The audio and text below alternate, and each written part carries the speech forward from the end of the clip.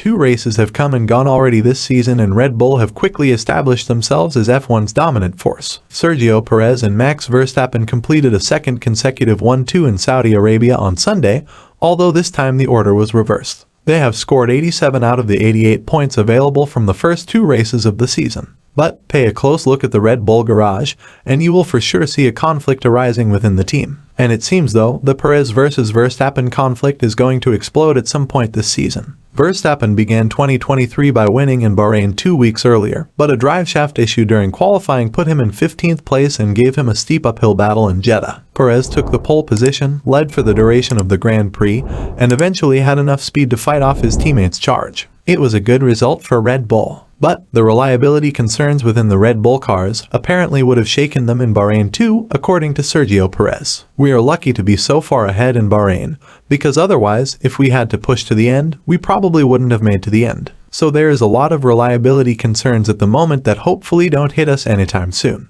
But those reliability concerns did affect Max's qualifying performance at Saudi Arabia, and it showed some after effects during the race as well. On both cars, Verstappen and Perez told their race engineers that both hear vibrations from the rear. Verstappen told, "I feel like the driveshaft is running a bit rough." Gianpiero Lambiase replied, "It's just the B-bal offset, Max, can't do anything more on the B-bal itself." While Perez told his race engineer, "I'm starting to feel some vibrations from the rear axle." But both race engineers replied by saying that they can see nothing wrong in the data. After reporting the problem, Verstappen was told to target a 1:33.0 on lap 39, which was over half a second slower than his previous lap. Perez's engineer also relayed the same instruction, as it appears the team elected to manage the race pace given the reliability issues they were encountering. When told 5 times by his engineer between lap 39 and 43, Verstappen does not respond or confirm the instruction and continues to set times in the mid-132s. What ensues is a somewhat heated exchange between Perez and his engineer after being told Verstappen's lap times. Verstappen eventually slowed the pace down from lap 46,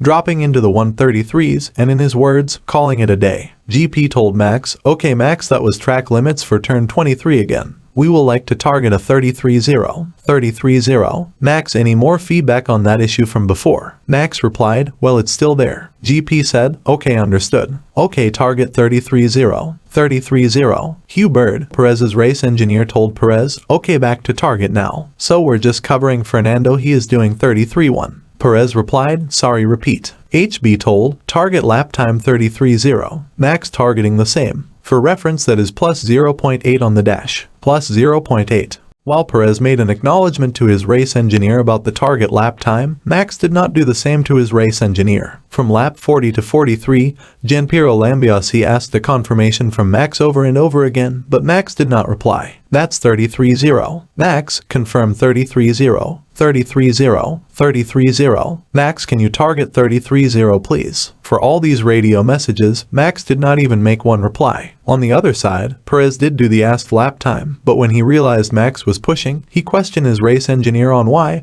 and is he allowed to push. Hugh Bird said, "Target 32.6, plus 0.4. Perez asked, "Is Max doing the same?" HB replied, "Max's last lap is 32.6. Perez then asked, "Then why did you tell me 33.0? HB replied, "Your lap 32.6. Max's lap 32.6. Perez told, "Guys, we don't really need this. Let's go. Let's go do 33.0. What is the gap?" Hugh Bird told, "Gap is 4.3. Perez asked, "So are we pushing now?" Hugh Bird replied, "You're free to push. Free to push." The whole time, Max was doing a 32.6, thinking he could close the gap to Checo. But that did not happen, as Perez had a reply to Verstappen's pace. All Red Bull wanted was to bring both cars home safely, but Verstappen ignored the team's instructions completely. Max isn't in Formula 1 to be a team player, as Checo is. Max is in Formula 1 to win. As the laps ticked by, it was sure that he is not going to be able to close the gap to Perez. That was the time he asked about the fastest lap of the race. Verstappen asked, "What's the fastest lap?"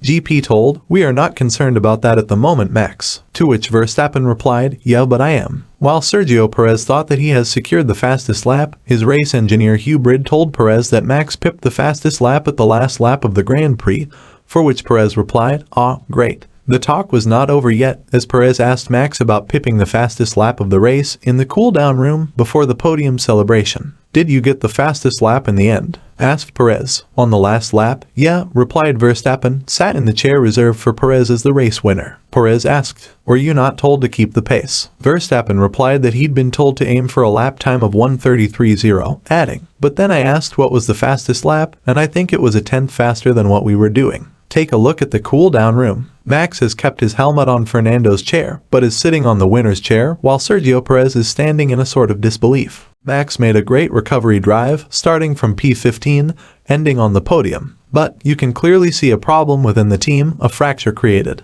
This is not a repeat of Ricciardo versus Verstappen. It's going to be more like Rosberg versus Hamilton from 2016. It's because Red Bull are title favorites this season, just like Mercedes were at 2016. But this is not the start of the problem between Max and Perez. Rewind a bit to last year. Both drivers had a huge falling back at Brazil, where Max refused to obey team orders and let Sergio Perez pass him. That incident pointed out at Sergio Perez's crash at the Monaco Grand Prix qualifying, saying that Checo's crash was intentional to stop Max from qualifying ahead of him. But nothing was proved. Any allegations cannot be made without a proper case or proof. It was at Brazil last year. Everyone thought Max is not going to be a team player at Red Bull. Not that he has been on most occasions, but it was a sort of a confirmation. After the Brazilian Grand Prix, it made both Red Bull drivers direct competitors. Checo isn't going to be holding people up to help Max anymore for sure. He will be letting them through, and why shouldn't he? Formula One is all about winning, and you need to do whatever is needed to get the win. Look at Carlos Sainz's example in Silverstone in 2022. Ferrari asked him to back up the field to help Leclerc, but Carlos refused, and it got him his only win of the season. The team is important to a driver, as is his personal fight for the Drivers' Championship. Therefore, the driver should have an on and off switch between both worlds. But as far as we've seen, Max does not have that switch. He always wants to win. And at Jeddah, he showed his intent to win, despite team orders telling him to hold position. Of course, in general, the whole feeling in the team, everyone is happy. But personally, I'm not happy, admitted Verstappen to media. Because I'm not here to be second, especially when you are working very hard, also back at the factory, to make sure that you arrive here in a good state and basically making sure that everything is spot on. And then you have to do a recovery race, which I like. I mean, I don't mind doing it, but it's when you're fighting for a championship, and especially when it looks like it's just between two cars, we have to make sure that also the two cars are reliable. Verstappen's reaction highlighted once again his disregard for team values, leading ex-Mercedes star Rosberg to slate Formula One's incumbent. Rosberg said that it is too weak from Verstappen, and this is not a good approach to his career. "I think that's weak at first," the 2016 world champion told Sky Sports F1. "What kind of sign is that for the whole team? It is not good to see that Verstappen's reaction really," the German continued. Also, on Saturday, he left the track very quickly and skipped the team meeting apparently, that is what we have been told. That is not a good approach, not a good mentality this early in the season when the team has done such a brilliant job with the car and is working so hard. He could be a little bit more gracious, I would say. One thing is for sure, Perez and Verstappen will have many more battles like this one in the future, especially after the Mexican driver showed that he could fend off his teammate in a fair and square battle at the end of the race. But what do you think about the current development of things at Red Bull? Do you think they'll go down the road Mercedes did back in 2016? Or will the heads at Red Bull be able to get grips with both drivers to get a handle on the situation? Share your thoughts with us in the comments section down below. We'd love to discuss it with you. And on your way down, don't forget to subscribe to the channel to get notified of our future uploads to keep yourselves up to date about the 2023 Formula One season.